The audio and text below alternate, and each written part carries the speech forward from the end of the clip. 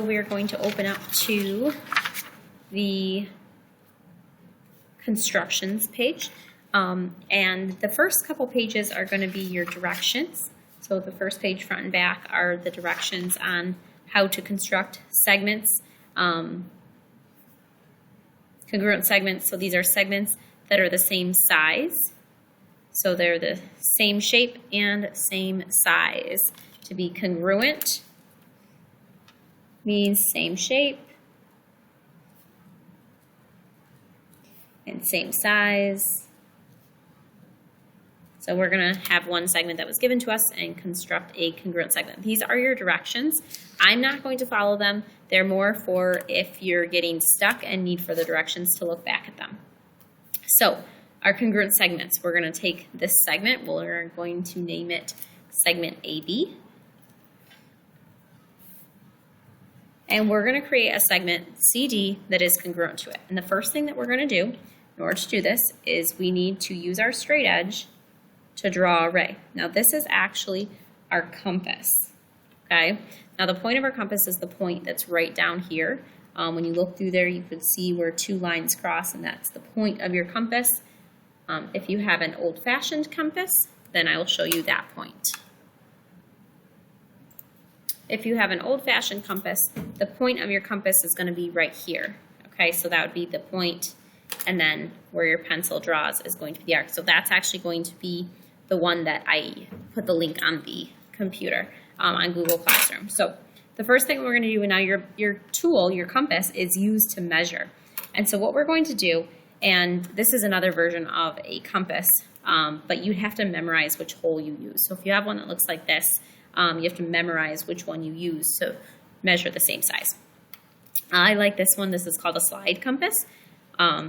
So what you're going to do is you're going to put your point on A, and you're using your compass to measure how far away is B from A. So you're going to open up one of the holes. Now on this one, you just have to remember, is it the first hole or the inside hole or the outside hole?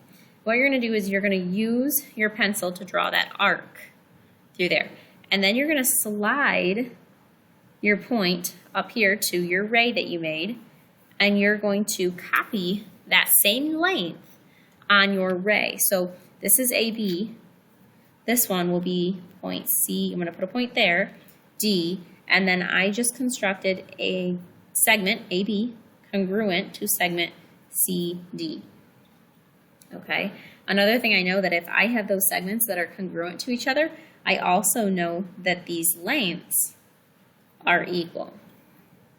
The length of AB is equal to the length of CD. Okay. I'll also show it to you with the old-fashioned compass. On that one, you will also need a straight edge. So whenever you go to draw your ray, you want to make sure your ray is obviously longer than the segment given. Idea here is we're going to use our compass to open up that length. You can draw the arc. Okay, come over here. That compass is already opened up, and you draw the exact same arc. So that's how you would do it in that case. If this was A and this was B, this is C, this would be point D. And that's how you would construct congruent segments. Okay. On the back side, we have congruent angles. When you are constructing congruent angles, we are going to start again with a ray. So whatever you're going to do to the original, you're going to do to the new. So this would be, this ray is like this ray right here. Okay. And so what I'm going to do is I'm going to create an arc. It's going to be as large as I can make it where it goes through both sides of my ray. So if I went out here, I can see I can't, it doesn't reach on this ray. So I need to be inside the arrow there and inside the arrow there, but as large as I can possibly make it. So I'm going to go from this ray, draw the arc. Okay. Then I'm going to come over, I'm going to draw that exact same arc over here. Because I'm copying everything I do on this one has to be over here. Okay. Then what I'm going to do is I have to measure with my compass how far up this arc does that other ray hit. So I'm going to put my point here on the arc. I'm going to open. Now you'll use your slide to figure out how far do they hit. Right up there. I'm going to slide over to this arc and I'm going to create that same arc. Now that's how far up that arc that other ray hits. So now that we have that, what we're going to do is we are going to draw in that second ray.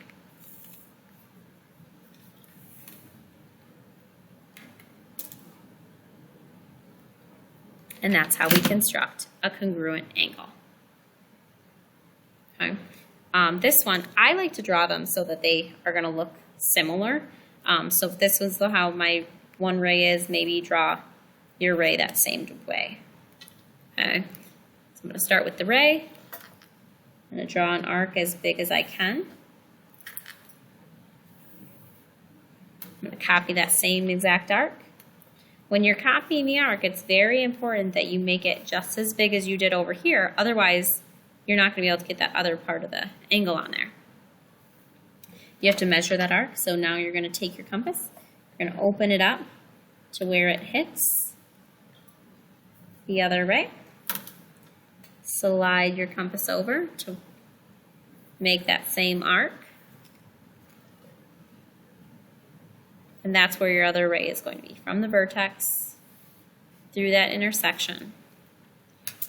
And we could label these. So that's angle A and angle B. So angle A is congruent to angle B. That also means the measure of angle A is equal to the measure of angle B.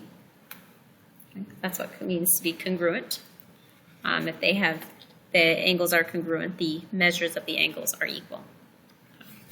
The next type of construction we're going to do are an angle bisector.